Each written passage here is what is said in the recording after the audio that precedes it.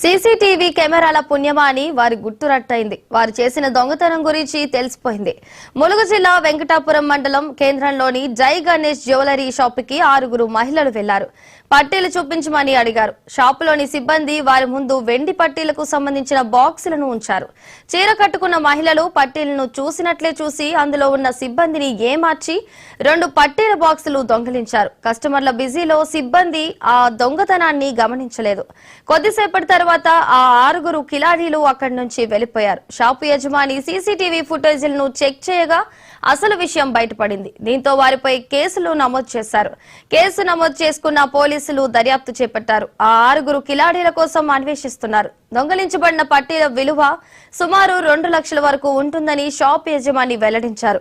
ఈ వీడియో ప్రస్తుతం సోషల్ మీడియాలో వైరల్ గా మారింది. ఆ దొంగలు మరీ అమాయకంగా ఉన్నారు. బంగారం షాపులో సీసీటీవీ కెమెరాలు ఉంటాయని కనీస అవగాహన కూడా లేదు అంటూ నెటిజన్లు కామెంట్స్ చేస్తున్నారు.